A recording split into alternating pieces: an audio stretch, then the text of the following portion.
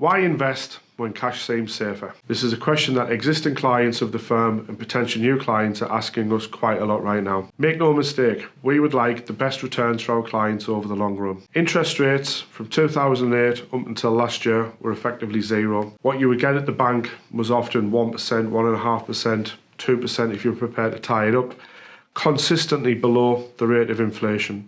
If you look at investment returns from 2010 to 2020, you would have lost out massively by just being invested in cash. And when interest rates have started to rise, you will naturally see people wanting to move more money back to cash. But it shouldn't be everything that you have. A good financial plan will look at your own personal situation and look at the different assets you have.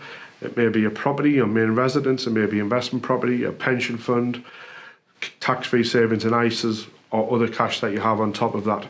It's about finding the correct balance and making sure that you're going to get the best returns on different parts of your portfolio. To go entirely into a stock market or entirely into cash is not a good thing to do because there's no balance there. And when we see clients, we look at their overall financial position and try and provide the best solutions to their overall objectives. Clearly, somebody who's retiring today and is age 55 or 60 will have a life expectancy, according to the Office of National Statistics, up to age 86. So for the person age 55, that's over 30 years. For a person age 60, 25 years.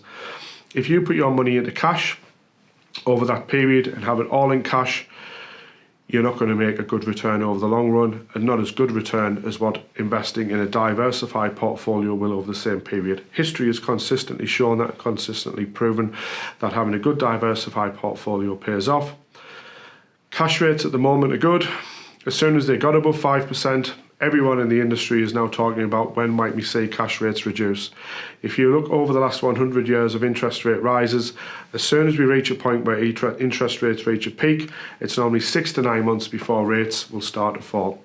So if you can get a good cash fixed rate deal at the moment and you're happy with it, happy days. There is a chance, however, in 12 months or 24 months time from now, that the next rate you get will be lower than what it is. Over that period of time, if interest rates were to start reducing, stock markets should start to do better.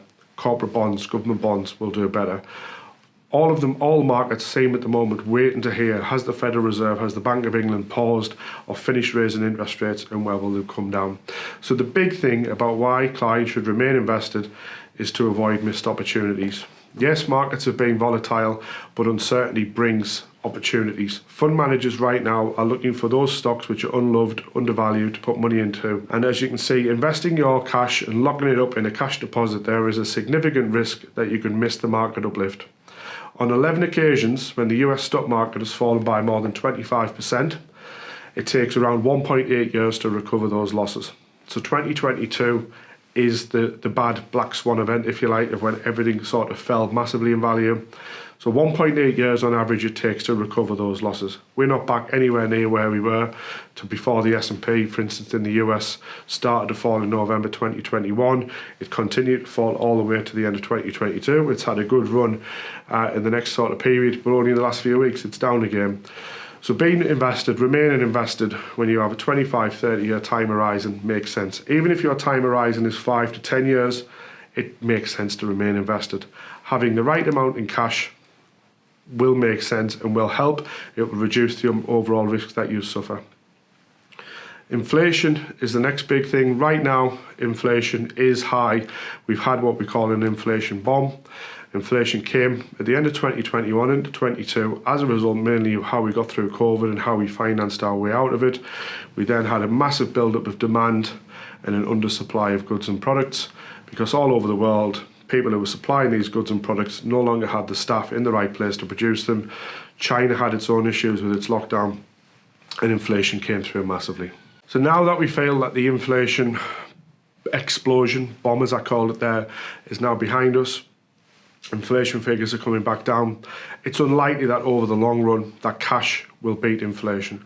So in real terms, if you leave your cash in the bank for too long, inflation will be higher and the effect on the real return of your money is negative.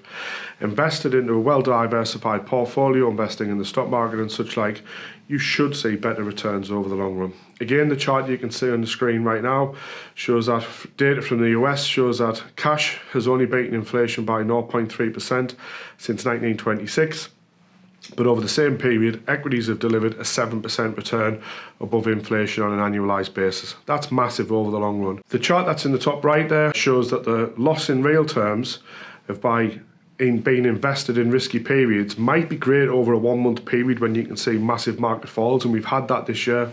But as time goes on and your investment holding period extends, the blue bar there in the middle shows that if you've over 5 to 10 years of holding, the effect of the risk over the long run disappears. But once you get past 10 years of being invested, the short-term risk, the short-term losses just disappear and you will be rewarded. So for our clients who come to us for a long-term retirement planning solution, by being invested in a whole wide range of assets makes sense. In the short term, cash can feel good, cash can feel safe, and we are encouraging clients right now to increase some of their cash holdings where appropriate. But if you're in a drawdown plan and you're taking monthly withdrawals out of a plan, then you need to be invested across the whole wide range of asset classes.